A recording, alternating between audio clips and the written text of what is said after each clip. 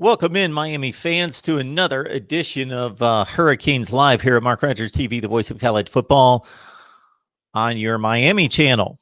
We will get to all your comments, your questions, your debate topics here. We've got the wholesome one coming in to talk Miami football with the Hokies, the next opponent, of course, on Saturday at noon Eastern time.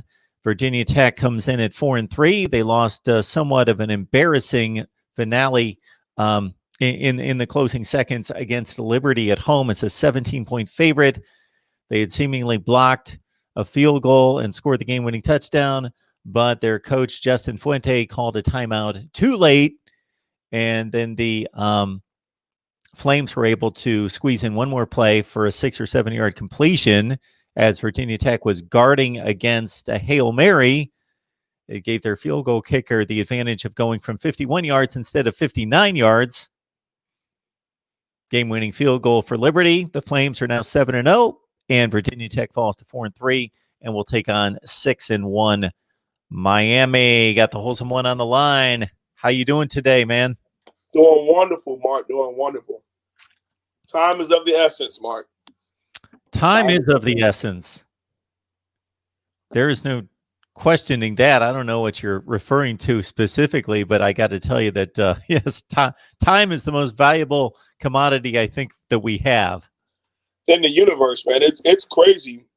You know, we don't think about the power of time, you know, as much as we sit here and we do what we want to do. We go through life, and you look back, you're like, oh, man, that was 10 years ago. That was 5 years ago. That was 20 years ago. It's like, you know, you can get down on yourself and ask yourself, what have you done? But just take advantage of right now, man. And right now, I get to talk about my Canes on MarkRogersTV, so I'm pretty happy.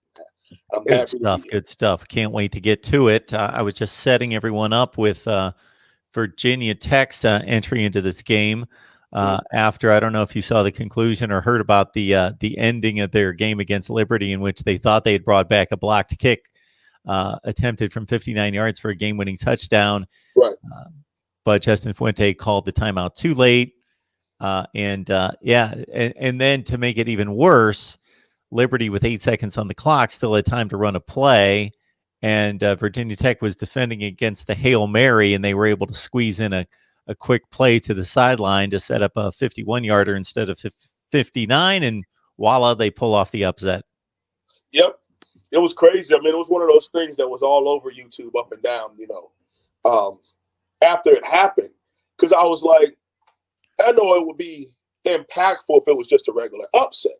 So I was like, all right, well, what's all the hoopla about this? Let me watch it. Let's see what's going on here. So they blocked the field goal and take it back. So I'm like, oh, all right. And then you see that he called timeout. And then he tried to rehype his team up again after they just had a game-winning play. It's one of those things that you can't shoo off and say that just happens. That was the last time I seen something like that happen, Mark, was this was way back. Wade Phillips, defensive coordinator, called timeout for the Cowboys. And to ice the kicker, they were playing the Giants. He missed it. But he called timeout. So he got a chance to go back and kick the next one, and they get their game-winning field goal. They made it after that. It wasn't a blocked one taken back for the game-winning score. That is just astronomical. It's one of those where you kind of pull the ref to the side as he's running away, like, no, nothing. Just let it go. And, you know, I feel bad for him. It's a team I've always respected, you know. Virginia Tech and Georgia Tech, solid teams, but Virginia Tech more than GT has been giving Miami problems for decades. They were always kind of like the antithesis of Miami. They were super disciplined, talent, special teams. You know, Beamer ball wasn't about the offense or defense. It was the special teams. And it was crazy because you would watch some of those games in the early 2000s. In Miami's special teams and Tech's special teams would score at least 7 points apiece each game, whether it was, you know, a punt return taken back or a block punt, a field goal. They scored a lot of points special teams wise between both teams. So we may see a little bit of that this year. Virginia Tech's 4-3, Miami's 6-1. I know a lot of people are already commenting in the chat that they're surprised that Virginia Tech is a very slight favorite. I understand, number one, they're playing at home. understand. Number two, if you look at the scores, I think Miami, I have not made my official prediction on this game, but I believe I will select Miami to win the game. That it's not that far-fetched for Virginia Tech to be the favorite in this game. Miami just got done winning at North Carolina State by 3 points on the road, and they only beat Virginia by 5. So it's within It's reason. within reason. Yeah, it's not like it's 4 points or 6 points. It's 2, isn't it? It's 2 points. It's 2 points. It's not a. See, that's the thing. I can understand why we should feel a little disrespected, but for what? If you're that well of a team, if you're that dang good, you go out there and win the freaking game.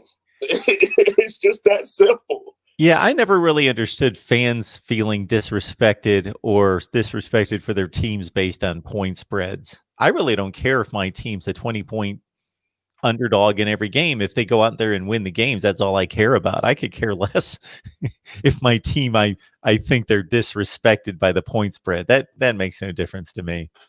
But I mean, there's also a minority who's super loud that makes it seem like it's the majority. Sure. So it's like, I can't see the comment section just yet. I'll switch over right now so I can check it out. But we haven't even gotten into Vatek breakdown on my channel yet. I have, of course, but I haven't brought it to the channel because usually Monday nights we just review what happened previously. So Nate, the depressed Wolverine fan, and his Nebraska rival, he has been pushing this for 2 whole years, Mark. 2 years that I've been doing this with you. He's loves it. I think I would love if that game was a thing. I would love it.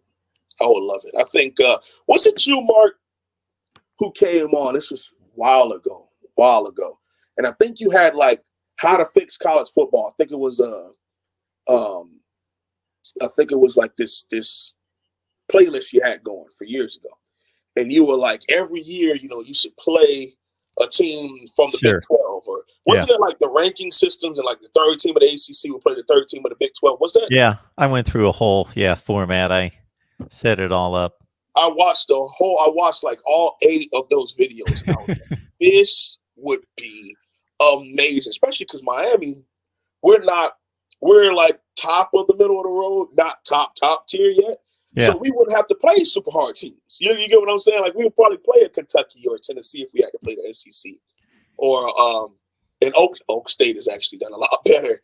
But we probably would play a Texas out of the Big 12 based on how you were rolling in that system. And I think we'll be good games across the board. So, yeah, you brought it up. These games get scheduled 12 and 13 years in advance. And then people complain that Texas is down or this team's down or that team's down or we thought we were going to get this matchup when we got this. Why do games have to be scheduled 10 and 15 years in advance? The NFL and every other major sport, they have much more complicated situations and they get everything scheduled in the off season. Yep. Don't schedule until the off season and then set up the leagues, rank them, seed them based on the standings 1 through 14 for the ACC, and then play a round robin in regards to what conferences play what conferences, and have that be one of your non-conference games where if you're Miami and you finish 3rd place in the ACC, this year you're going to play the 3rd place team from the Big Ten from last year, and it should be a nice matchup. Maybe it's Miami and Iowa or Miami and Penn State or somebody. Miami, Minnesota, something like that. Why not? Yeah, and then next year Miami finishes 2nd in the ACC, and you have them play the 2nd place team in the Big 12, and they play Texas or OU or something. And this is not like a big college football conversation, but that's just something I've always thought. There's all these ideas out there that you talk about. Some of those people on the big networks, they even have their own versions of what would be really cool. But, we just don't have that power yet. And I know there was a lot of pressure from outside to pick up playing home and homes. And now you see teams doing the home and home because remember, like a decade ago, neutral site became the thing. Because Nick Saban, as much as I love Coach Saban, he always had them. He was always at either Jerry's World or in Atlanta. You know, you made USC come all the way down to Texas. Wisconsin come all the way down to Texas to play games. So now you see 5-6 years down the road, they have at Wisconsin on their schedule. I think they have at SC probably too. I know we're supposed to play them. And Notre Dame. They got to at Notre Dame. Yes. Oh, that would be really. I mean, Coach Saban won't be there, but that would be really good. But Alabama, to your point, yes, they just went to Atlanta and went to Houston and went to Dallas for these big non-conference games. That they haven't played a road non-conference game since going to Penn State in 2011. So it's been 9 years. All right, Wholesome One, I want to hit you up with this one. I think it was pretty evident from watching the North Carolina State game. I'm going to spin it toward the positive first. The big positive in that game for me was that there was a number thrown out that De'Ara King had completed only about 25% of his passes the first 5 or 6 games of the year that were thrown more than 20 yards. And then against Virginia, he hit on 6 of 7, including those first 2 bam touchdowns, 75 yards. But my goodness, the way they were pitching and catching against NC State downfield on big throws, it was impressive. Absolutely. They've been working on that. Absolutely. It's been something that we have been trying for weeks. I mean, we tried the home run ball. Even Clemson game, you go back and watch that, and it just went the whole opposite way with them catching interceptions on us. And our wide receivers, it's not even the way, as someone from South Florida, from Miami-Dade County, the way that our wide receivers are taught and how we play, it's completely different than how De'Ara King is used to in Texas. Here's why I say that. You look at how he would throw his balls. He would underthrow them. So therefore the wide receiver would be able to locate the ball, adjust to it, and catch it. That's not how we do it, Mark. Slants, curls, now routes, bombs, and posts. And you throw it out in front of the wide receiver. Throw it out there and let me go get it. Go get that thing. And you saw how when we put the air up under the ball and let him not high arcing, but just throw it out there. Especially if you try to throw it out the back of the end zone. That's what he did to Mike Harley. He threw it at their back pylon, and Mike Harley went and got it. D. Wiggins, throw it to the front pylon and let me fade and catch it over my shoulder. What did he do? Exactly that. He threw it out in front of him. He runs right under the ball, touchdown. That's how. Now, of course, when you come to the University of Miami or you go to any Power 5 institution, they're going to teach you other ways how to be a wide receiver. But we just started developing wide receivers 3 months ago, Mark. This is the first time we have a real wide receiver coach in God knows how long.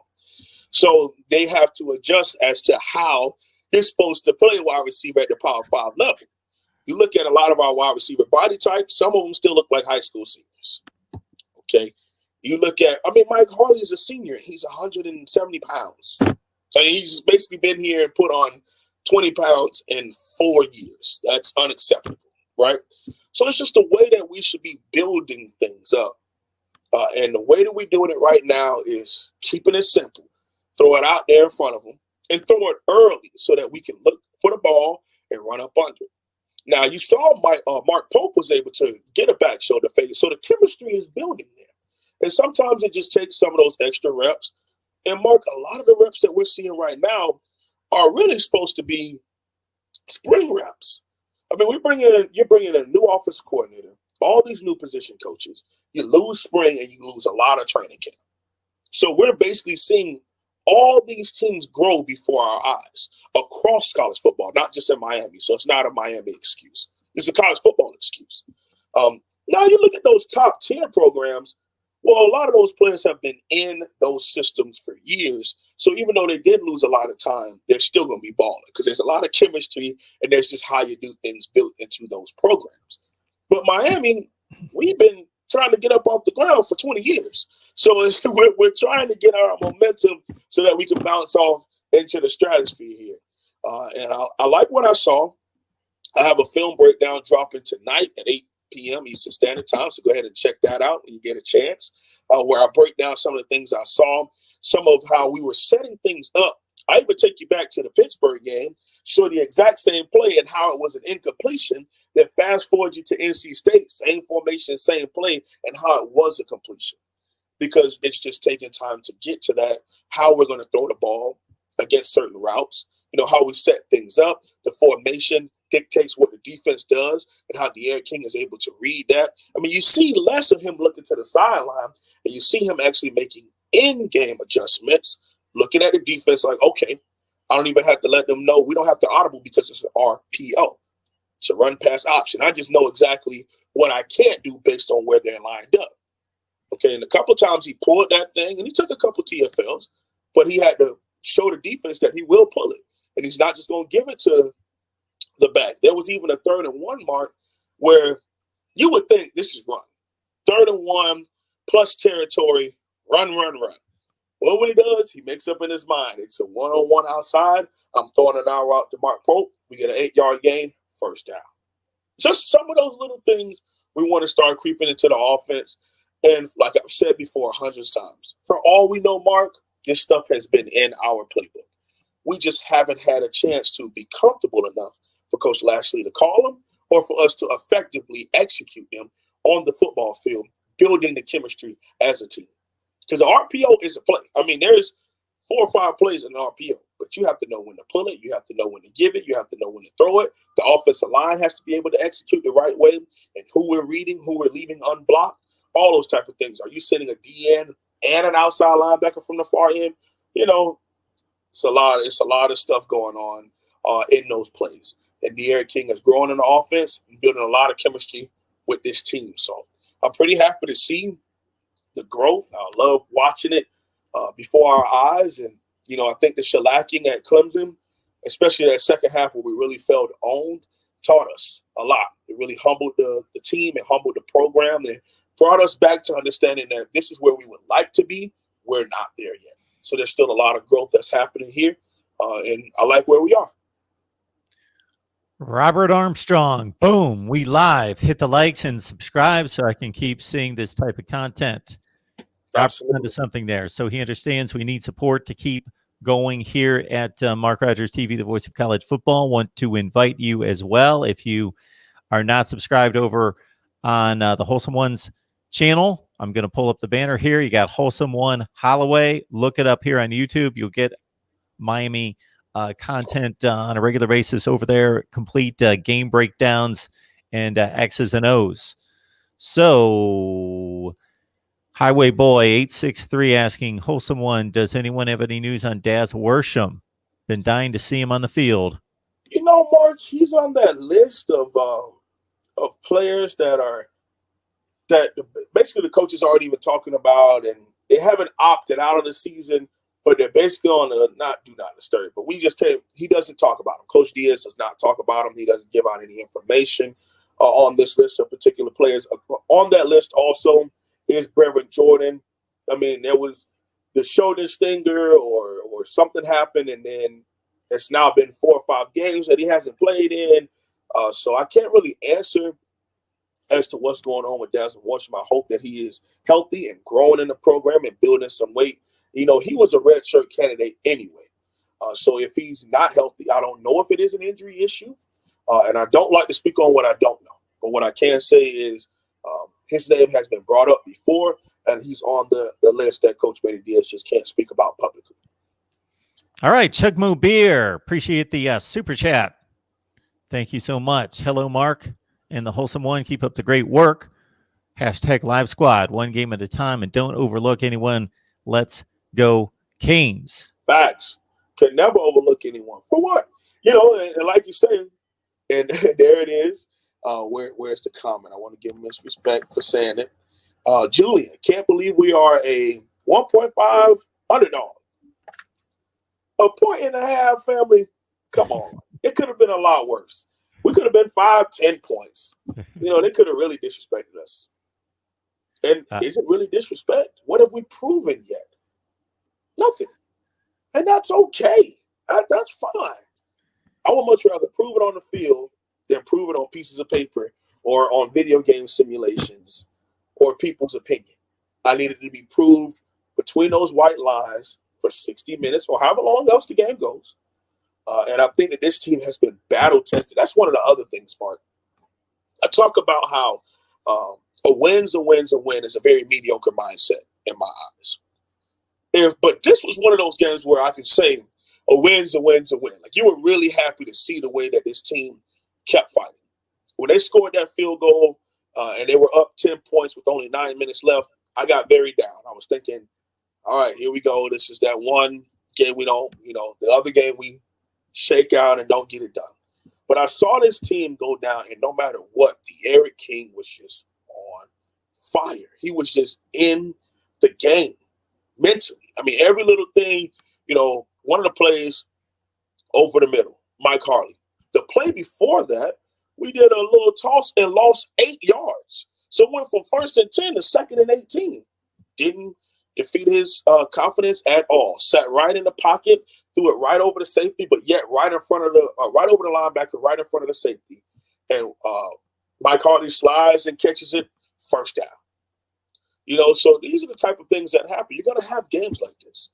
Every team has it. You're going to have the game where you're going to wonder, where was the pass rush? What's going on with the DBs? Our QB didn't play his best game. The O-line kind of struggled. The defense didn't play well.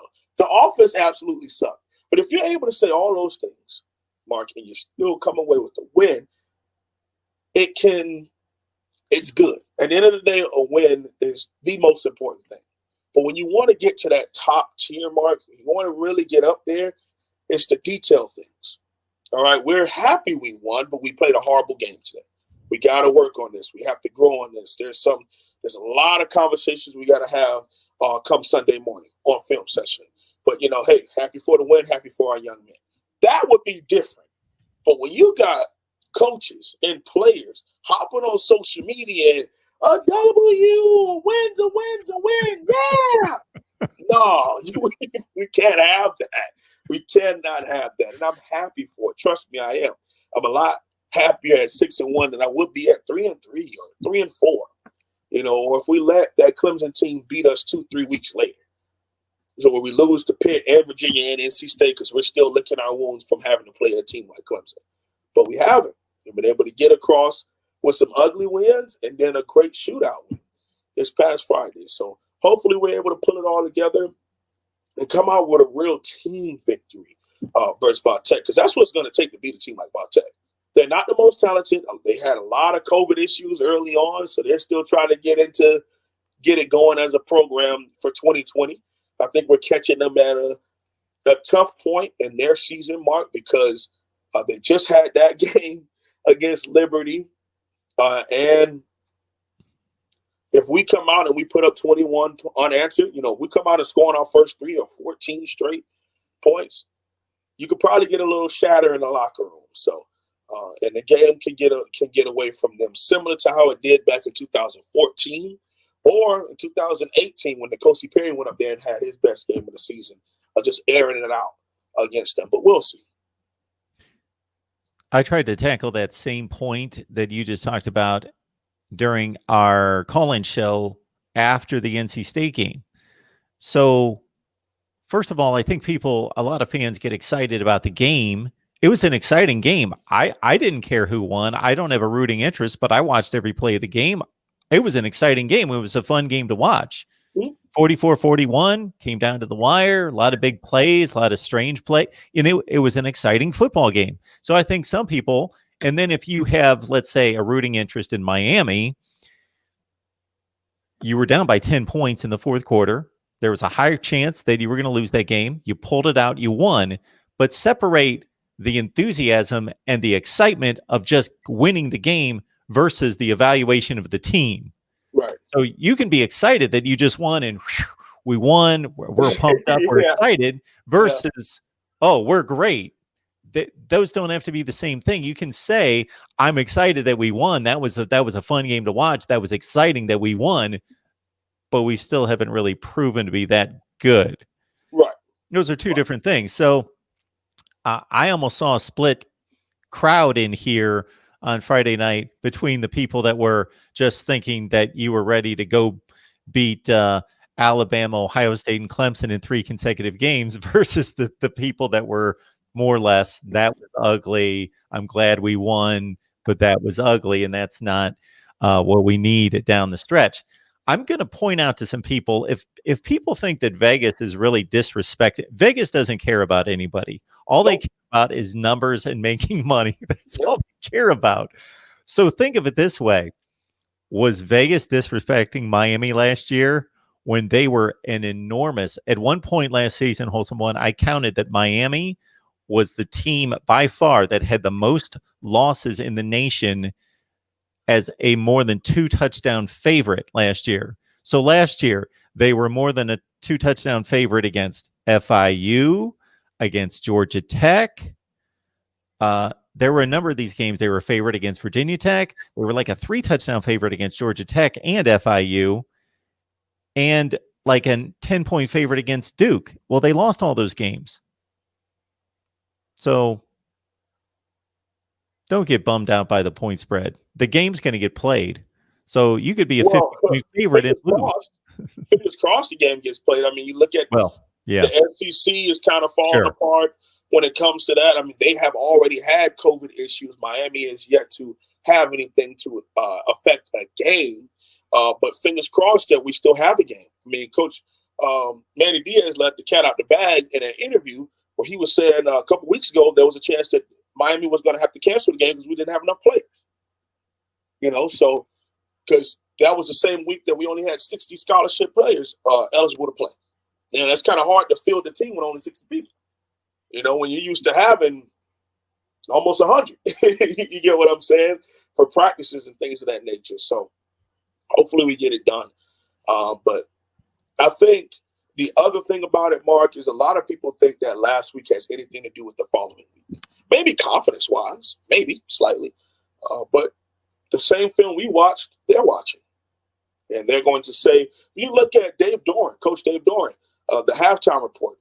He said, wow, he got a lot better during this bye week. He being De'Aaron King, because their plan since the Clemson film was to give a 50-front look and maybe even send a sixth and force the Miami Hurricanes to beat us in the air and force this running back playing quarterback to throw the football. What happens? De'Aaron King comes out, we start airing it out, and we not only air them out, we actually complete those balls. That was the biggest difference. Because if you look at those same throws, if they're dropped or at worst intercepted or just become incompletions, that's a different game. NC State was the team that was building drives and drove down the field to get touchdowns. Miami still was having solid drives, but really kind of lived off of the big play yet again.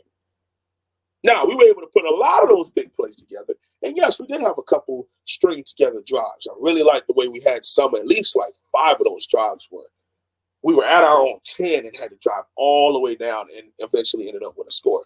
But NC State had like 13, 14 play drives. Like they had to really string and convert third downs and string things together.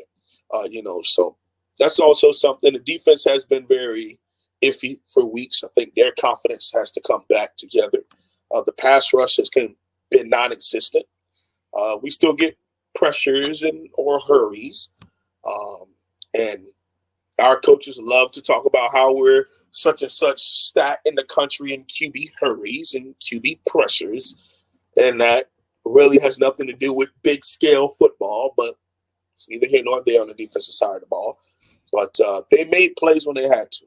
And you think about the confidence it took for Coach Manny Diaz to believe in his staff and believe in that defensive side of the ball when the offense was the one that was hot. Instead of going for it, and maybe there's a swatted pass or a flag doesn't go our way, and now we got to try a longer field goal.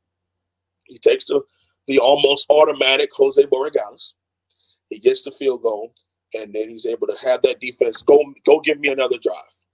Go make a play. And that's exactly what we did. So they stood in the paint when they absolutely had to. And everywhere you're going to have growth. You're going to have things that even these top tier teams, there's going to be drives where Nick Saban looks like he's about to have an aneurysm because he can't stand what he's watching on the field when it comes to some drives with his team. So every coach has their issue with whatever's going on, but we have a lot more of those issues, and we got to fix a lot of them, especially on defense. Super chat coming in from Miami Flow Football. Appreciate that so much. Both of you are great at what you do. Keep grinding. 305. Appreciate that. Much love. This Khalil Herbert is averaging 8.4 yards per carry for Virginia Tech. He came in as a transfer from Kansas, and he's no joke.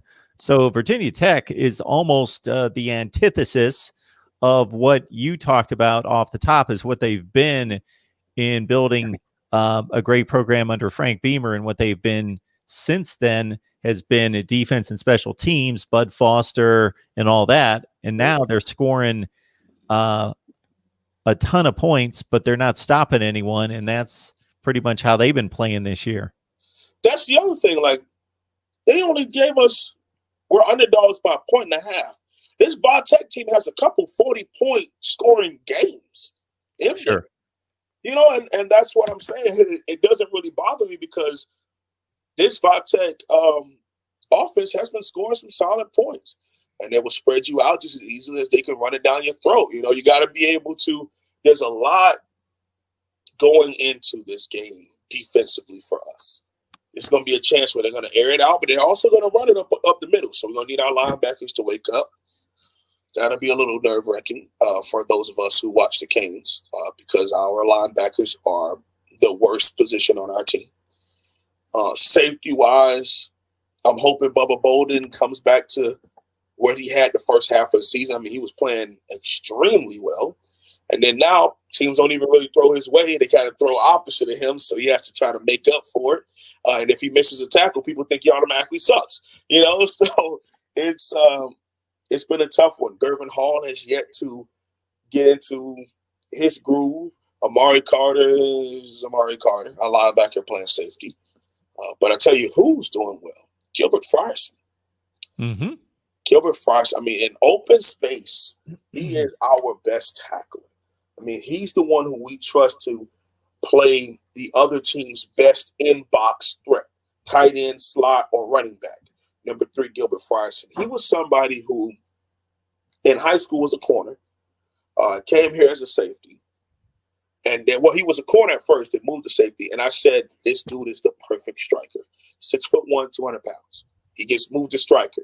And I still remember it because I was talking to Paul from Paul's Scoop on the U. This was like 2 years ago now, maybe. We were on the phone together. And I'm like, man, they got to move him. The very next day, he gets moved to striker. It was like crazy energy there that what I saw, the coaches also saw. And now I see he is just thriving. And his coverage ability is really helping us. As much as I love Romeo Finley, he was also another linebacker, basically playing safety. He was a bigger dude. He was slightly more athletic, so he could cover. But as far as the slots and the tight ends and running backs, Gilbert Frierson has the size and speed to cover all of them. And he's been able to make plays, whether he's blitzing, whether he's in man coverage, zone coverage. Really liking what I'm seeing from him. Nesta Silvera. Whoo! And I'm not going to say he's first round Warren Sapp 2.0. No, just don't need to do all. He's just Nesta Silvera. He's making some really good plays. I like what he's doing in the run game. If we can get maybe 4 sacks out of him in the passing game, that'll be pretty good too. Nice step for him in the pass rush game. But those 2 players I had to make sure I gave them a shout out on this platform because they have been playing very, very well on the defensive side of the ball. Everybody else is, Quincy Roche, Jalen Phillips, solid. But everyone else, just meh. Keep in mind, folks, if you look at Virginia Tech and you look at Miami, obviously they play in the same conference, the same division, so they're going to meet up with a lot of the same teams, but it's a shorter season, so Virginia Tech's going to run into Pitt, Clemson, and Virginia later, so we can make those comparisons after they play. But as of right now, they've played 2 common opponents, and when you really look at it, it's this 1.5 point spread. Now, I think Miami's a better team than Virginia Tech, but it's certainly going to be a difficult game, I think, in Blacksburg. Virginia Tech beat NC State by 3 touchdowns, so they beat them by 21 points. They also beat Louisville, and I saw some of this game. They beat them by a touchdown. So Miami beat Louisville by 13 in a game that Miami had under control for the most part, pretty early second half. It was the same way with Virginia Tech. They only beat Louisville by a touchdown, but they had like a 21-point lead most of the second half. Then they let Louisville not even really get back into the game. That last touchdown was with a few seconds left. So those are pretty comparable. And if anything, they handled NC State. They only beat Duke by a touchdown. They probably had their best game of the season against Boston College. They beat Boston College by 26 points. Now, they did lose to Wake by a touchdown. They lost to North Carolina in like a mega scoring circus, 56-45. Yeah, I think I watched. Was that, or was it UNC Virginia after we beat Virginia that went to a huge shootout too, right? Yeah, they played a high-scoring game. Turned into, it's funny, we said this months ago. It's funny, it seems like the Big 12 has just spread its wings all to the eastern side of that region, man, because from Alabama all the way over to Clemson, all the way down to Miami, it just seems like all of us have realized the game at the end of the day as a defensive guy. At the end of the day, who has the most points? Now, you don't have to Mike Leach the thing and then just forget about your defense and forget about your run game. No need to do that. But there is a point where you have to understand, I want to have a fiery, down the field offense. And, you know, averaging 30 points a game ain't the easiest thing in the world. But where we are located, if you can go find yourself a quarterback, it's not the hardest thing in the world to do. Because airing it out and attacking down the field and then featuring the run game underneath is just what we do in South Florida. And you recruit South Florida first, right? So go find your QB, whether it's in-state or wherever, like we had to do with the Eric King. And you will see you start to reap the benefits. So Mr. Charles here with this comment, I would like to address. Yes. So my thing about this, Mark, is who do we replace him with? That's always been my question. Like I said before, when it came to Coach Manny Diaz, if you go get me Mario, then no problem. We're good. We're okay. I know we'll be a top 10 team for the next half decade. Instantly. No problem. If he comes down to Miami. But who's to say we can actually make that happen? So I had to dial it back when it came to the Coach Manny Diaz must go train because we don't even know if we will be able to replace him. So now Coach Blake Baker. Yes, it does make us angry how his defense plays sometimes. Me included. I don't like it. The soft nature of it at times.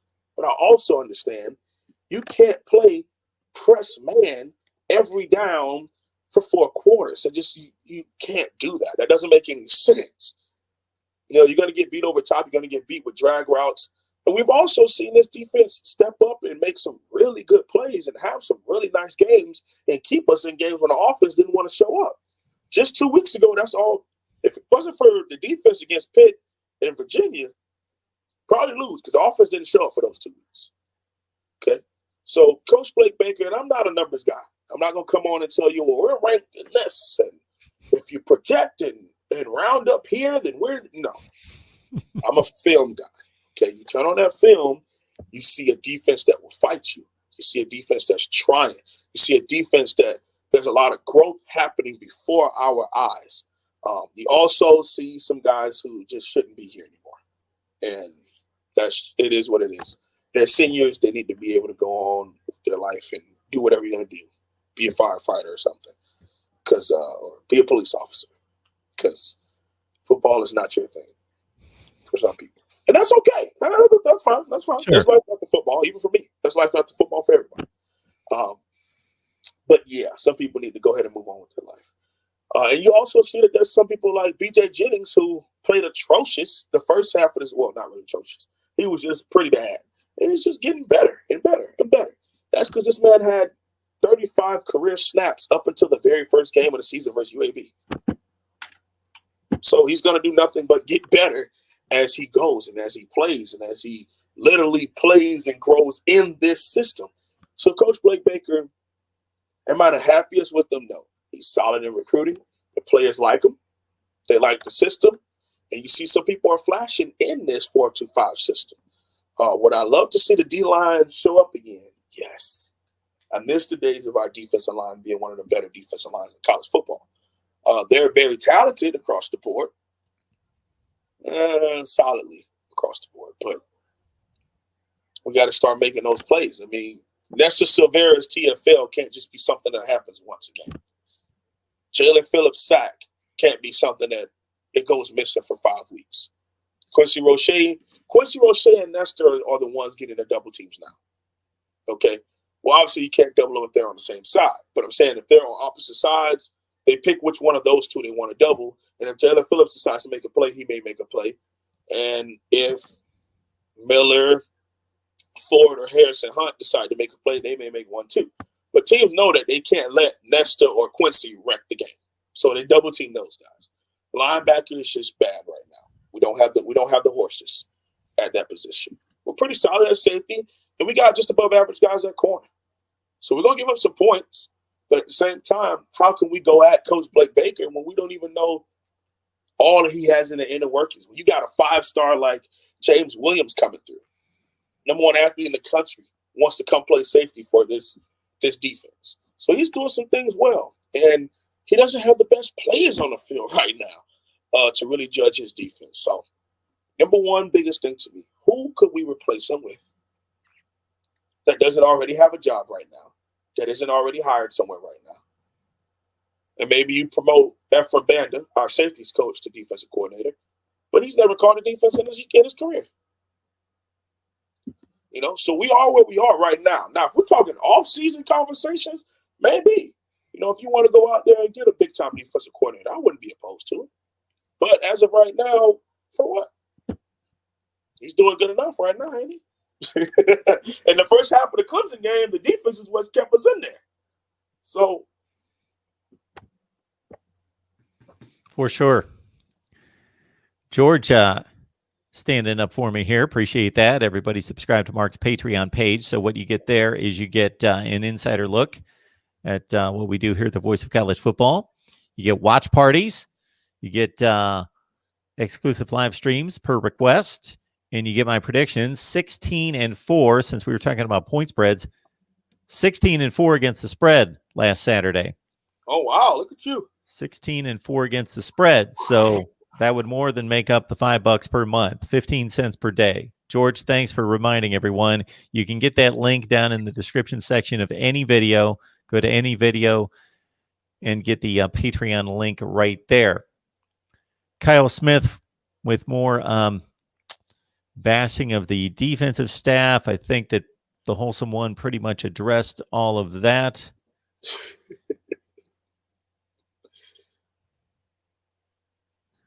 Let's see, what else do we have?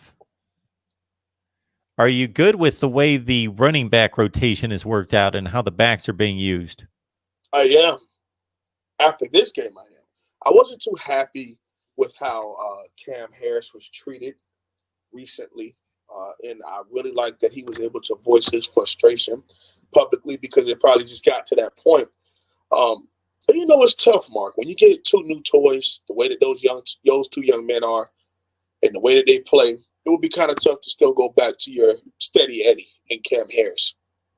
But we all know that running back, you got to get them in the groove, man. And if you already have this RPO, so a running back can't just grab the ball and run as fast as he can just yet because he doesn't know. And we had a fumble that happened, but we were able to fall on it. When you have that read option going, okay, as a running back, there's a split second to where you don't know whether I need to yank this out of his hand and go, or is he going to pull it out? You know, I don't know. So it has to be this chemistry that's built up and being an RPO running back. Okay, it's completely different from just taking regular dives and counters out of a shotgun or a pistol because you know the ball's going to you. But this RPO system, you got to wait a second before you can get the ball and get going. And if the box is already crowded, then you get no chance to get going, to get a rhythm. Because as soon as you get the ball, there's somebody right in your face, or you get 1 yard and boom, you get tackled, or you get gang tackled. So you're starting to see that it's being built to be able to basically lean on our team.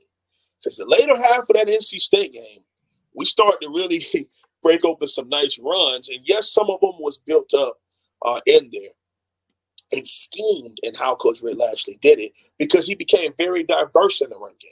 You know, I talked about in one of my film sessions, you know, we didn't do the split back like we talked about last week, Mark. We didn't do the split back, but we did a quick toss out the backfield. We did a lead draw where Cam came and got the linebacker, and De'Aaron King reads right off of his behind. You know, so it wasn't just simple line up and do a dive like we have been doing before. So they're diversifying. They're also understanding this bye week came at a time where they were able to self-evaluate, look at the plays we can't do, haven't been able to do well, and plays we haven't even tried yet. See what happens with them. Because, you know, some of that stuff you don't want to put on film. Now, we're to the point of the season where all of that hiding things from other teams is done. You know, you are who you are. If you're going to call it, you need to start calling it and getting used to it at this point. So when it comes to the backs, I like how no matter which back is in the game, you don't know what play is coming. You know, we'll do a quick toss with Cam, Knighton, or Donald Cheney Jr. just as easily as we'll do a dive with either one of them also. So it's not like Donald Cheney Jr. comes in the game and you know, okay, well, he's similar to Cam, so it must be a dive. And then you get Chandler Knighton in the game, oh, so it must be a quick toss because he's the scat back out of the three. You know, no, all of them get the same treatment. All of them get the same type of calls. It's really good to see that. I like it. There's a lot of speculation in the live chat concerning juniors opting for the NFL draft or coming back. And then let's also keep in mind that the seniors all have the option of coming back as well. De'Aaron King would, of course, top that list of players that most fans would like to see come back. So do you have any kind of lean on that? Of course, you can't get into the hearts and minds of these guys, but in terms of who's ready for the next level? I don't think any person in the Miami Hurricanes uniform is ready for the National Football League. I don't care who you are. None of them. Whether that's Brevin Jordan or all the way up to De'Aaron King. I don't think any of them are ready. That's the thing. Any little slight success over the last decade and players depart. Well, that's because they had nothing to trust here in Miami.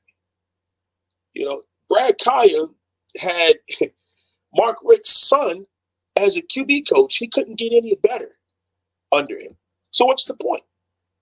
So he decided to go to the NFL, 6th-round draft pick, and now he's making movies. It's just he's not the same person anymore because of that. So my biggest thing is when you look at any of the defensive linemen who have departed, none of them came back for senior years. Joe Jackson, nope. John Garvin, nope. R.J. McIntosh, nope. Kendrick Thornton, nope. Any of the guys who had some success, they just depart, leave us. Okay? And that's even when we had Coach Kuligowski, regarded as some of the top 2 defensive line coaches in the country, or Coach Simpson, you know, top 10 defensive line coach in the country. NFL defensive line coach, to be more specific. So we have to build a program to where these young men can trust their futures and give us another year to help them grow.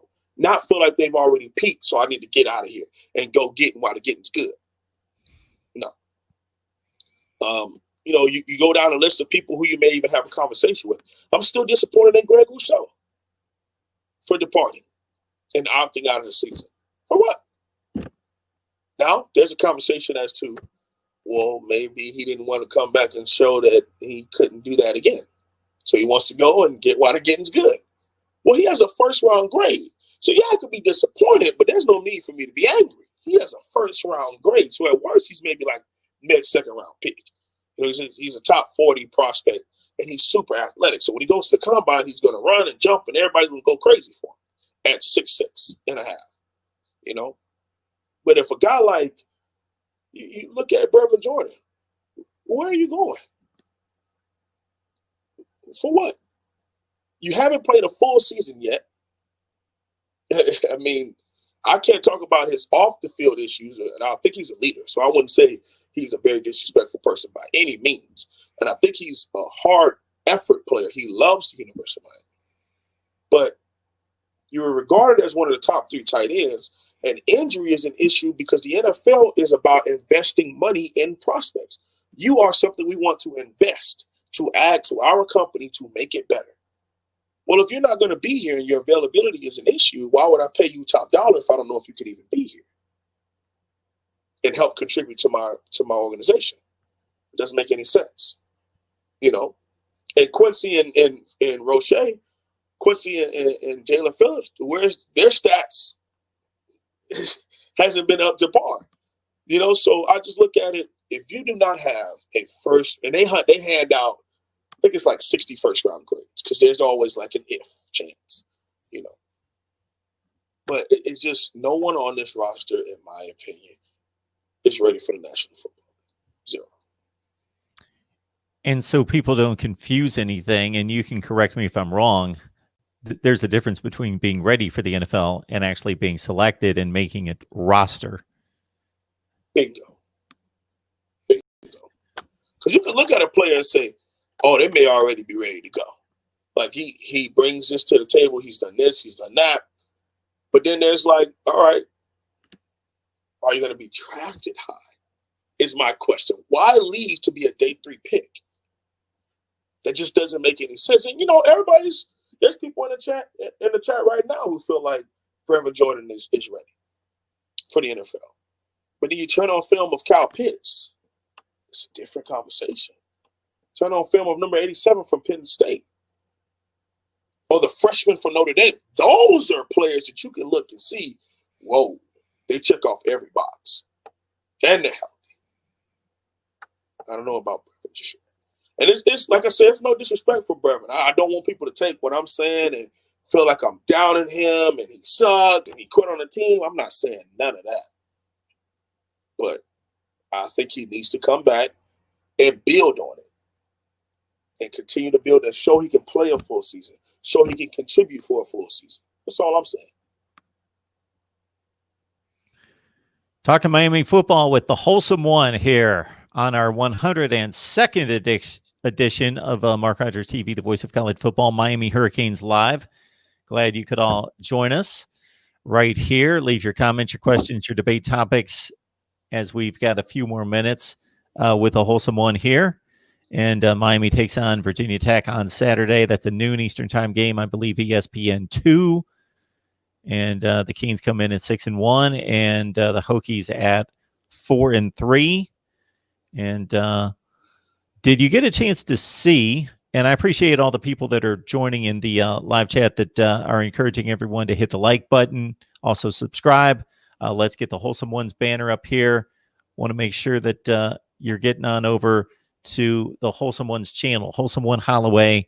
Spell it HOLSUM, and look it up right there. And please subscribe over on his channel. I don't know if he had a chance to either watch live or go back and look at Notre Dame's effort against Clemson. There's been a lot of talk about Notre Dame in recent weeks and comparing Notre Dame and Miami. And that was a heck of a game. I tell you what, Mark, it's different when you have those men up front that can move people. I mean, you watch some of these. I mean, Evan Neal was a player who we were upset. I mean, we were, please come to Miami, please. And he's like, well, I love Miami. My family went there, but I have to trust my future to Coach Nick Saban in Alabama. And look at what he's doing. Balling. As a true sophomore. I mean, he's ready for the NFL. 6'8", 338 pounds, giving up 1 sack, and he started for 2 whole years. It's like there's just a big difference when you look at some of these top tier programs. And yes, I watched the Notre Dame Clemson game. I can't lie and say I watched every snap because once the election thing came up, I sat and watched that, so I was paying attention to that. But then once it came back on and went to the Notre Dame game, I watched the rest of it. So I work at a bar, and I was on the sports bar side of it, and I was supposed to go inside and finish bouncing, but I was over there still watching the rest of it because it went to overtime. I'm like, I gotta watch this, man. I can't walk away from this. I'm be pretty pissed. And when Clemson scored that first one, I was like, oh, this is gonna go back and forth. Then Notre Dame scored, and then Notre Dame scored again, and then Clemson gets the ball, and I'm like, okay, they got it, and then the Clemson O-line kind of fell apart. And as a Miami fan, you watch that game and you understand both teams, not one. Both teams are on a completely different level than Miami right now. And I'm not saying, I don't want to go to the ACC championship because we're going to get our butts kicked and that's not good for the program. None of that. Miami can only control one thing, and that's Virginia Tech this Saturday at noon. That's the only thing they can truly control and handle it from that point forward, whoever ends up on the schedule, and finish out undefeated and let the cards fall as they may. Because I tell you, going undefeated and only losing going undefeated for the rest of the season and losing to a top-tier team like Clemson being your only blemish in your record, that looks very good because it shows that you were able to galvanize the troops, get everybody focused, and finish out the season. Do I think we'll finish out undefeated? We'll get to that road, when we get there. But as of right now, we got a pretty solid game on Saturday versus Virginia Tech. And if you don't show up, that could be your second loss. They're going to be well prepared. They're going to be ready to play us. And their run game is pretty dang good. Our linebacker and our run game is not good. So that's not a good combination of stuff that we have to deal with. So hopefully our offense comes to show up Saturday too. I mean, it could be another one of those shootout games in my opinion also. Most likely, we will see a rematch in Charlotte with Notre Dame and Miami. If Notre Dame or Notre Dame and Clemson, Notre Dame and Clemson in Charlotte, of course, with a rematch. But there's all sorts of things that could happen, and we see upsets every week. Notre Dame still has to deal with North Carolina. That would be their most likely upset. Most likely, they have to go to Chapel Hill the Friday after Thanksgiving. In a big, I think that'll be one heck of a game too, Mark. Should be. Matt Cruz, thank you so much for the super chat contribution. Would like everyone to just contribute in whatever way you can. So whether that's, of course, that is always got to be give us a like and be part of the Rewatch Squad, the live squad, the notification squad. Subscribe to the Wholesome Ones channel. Subscribe right here. You can at least do that. For the super chat contributions, we appreciate that so much because this is the full-time gig for me. The Wholesome One is kind enough to come on here on a regular basis, donate of his time when he's got a zillion things going on, and give of his information, his insight, and so forth. So, Matt Cruz, thank you so much for the contribution here. Why are teams still letting De'Eric throw to beat them? Do opposing teams still believe that's the recipe for success? You know what? I still think it is until proven on a consistent basis. I mean, it sounds really bad. But, yes, he finally hit on a lot of those home run throws for the first time this season. And we handled business and were able to get a W versus NC State.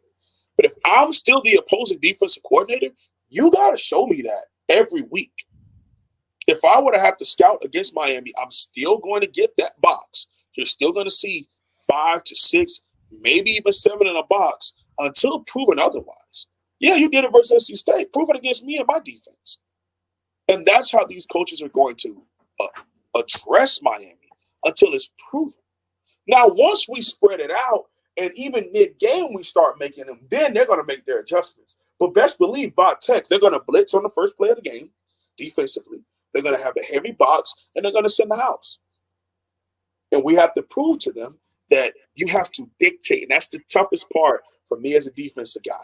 I had to understand the offense dictates how games go. That's just how it is.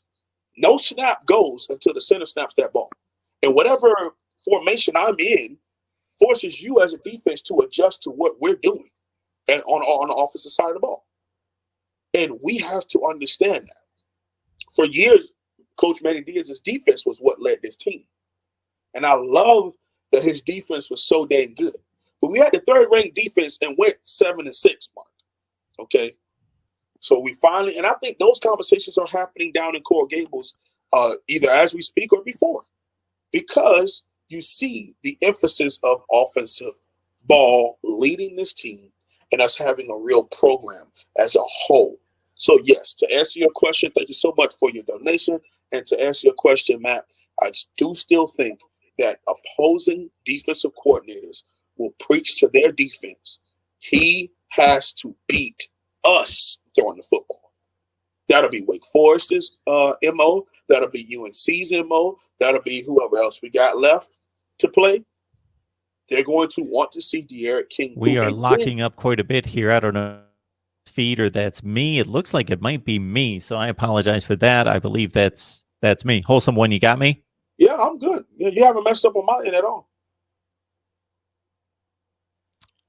The way that's coming across. Wholesome One, you got me?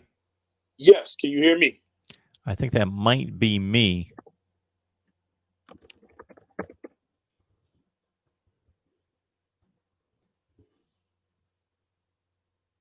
Mark, can you hear me? Okay. Well, either way, hopefully I'm still rolling on the live. I don't know if Mark is gone or if I'm chopping up heavy or not. But either way, it's been a great show. Thank you all so very much for being here. Can anybody else still hear me? Are we still a go? Are we still a go? Okay, I'm good. Okay, we can hear me. Okay, fine. All right. Listen, guys, thank you so much for being here. I don't know what's going on with Mark. Hopefully everything is okay with Mark. But thank you all so much for being here and continuously supporting not only me that comes on here, anybody that comes on here, because we're so blessed to have this stage and to talk about our favorite squad, man. So, hey, it's the host one on MarkRogersTV. Just messing around. At the end of the day, this has been amazing, man. Such a great opportunity, such a great day on a Thursday. Make today great. Make sure you tell your family members, anybody, because you never know, man. 2020 has been one of those years. Tell everybody that you know that you love them, man. Send a mass text out today. Let them all know that you love them and you're thinking about them. Have a great rest of your day. And as always, go Canes. Go Canes.